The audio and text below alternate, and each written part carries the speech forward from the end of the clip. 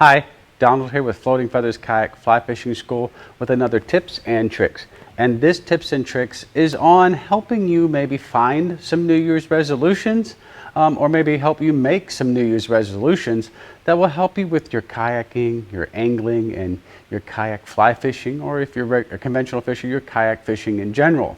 So there's a few things. I wrote an article on how to maintain your balance while standing in a kayak. And I'll put that link to that article in the comment section below, the description section below. So please check that article out. I'm going to put it as quick as a nutshell as I can. There are two types of balance. There are balance that you naturally have, your natural balance as an individual. We all have different levels of natural balance.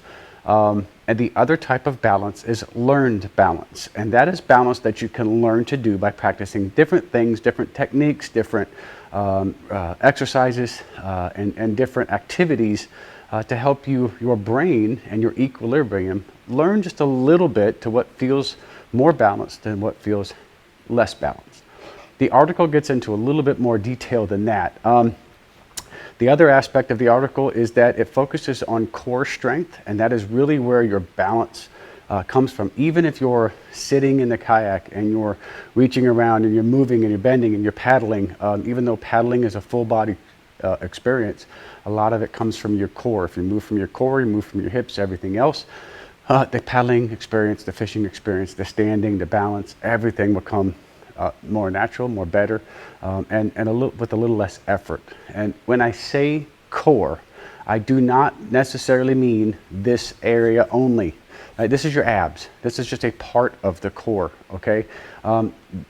So you don't have to be, you don't have to have a six-pack to have good balance, to have a good core strength muscles. Your core muscles is, if you kind of divide your body into thirds, okay? This is the upper third from about the bottom of the chest up is your upper third. The lower third, if you come about halfway down the leg or just a little ways above the knee and go down, okay? That's your bottom third. So your core is almost everything in between. It actually starts more up here on the upper thigh to just below the chest. So everything from here to here is your core. That includes the lower part of your back, the mid part of your back, your abs, your glutes, your upper glutes, your lower glutes, all your maximus, medium, minor, medium, all your gluteus muscles, your thigh muscles, and your front muscles, right? So all that is your core. From here to here is your core. Okay, so that is what I talk about when we talk about building the core, not necessarily building a six-pack. If you see pictures and videos of people standing in their kayaks and fishing, not all of them have a six-pack stomach, and that is because it doesn't require a six-pack stomach to build balance and build core and learn balance and expand on your natural balance. Expand your natural balance by making learned balance. There really is not a lot that you can do to multiply your natural balance. It is what it is. You either have natural balance or you do not. So you cannot make something natural unnaturally.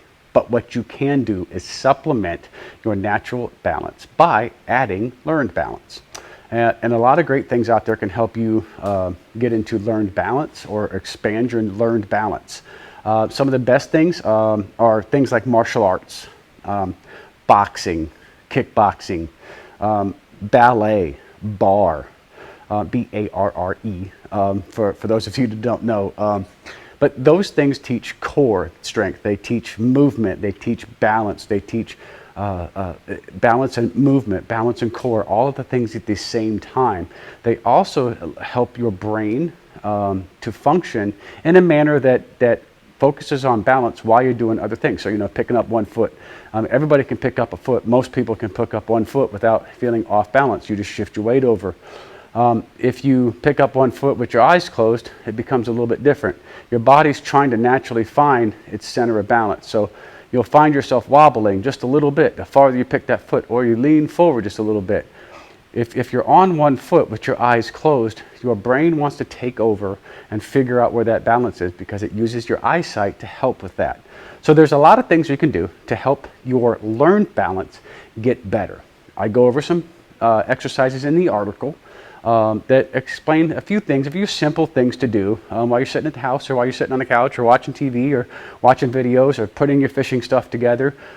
Things like that. It doesn't take an hour a day. It takes just a few minutes every day just to get your brain into the process of figuring out a way to detect loss of balance and regain that balance, your equilibrium.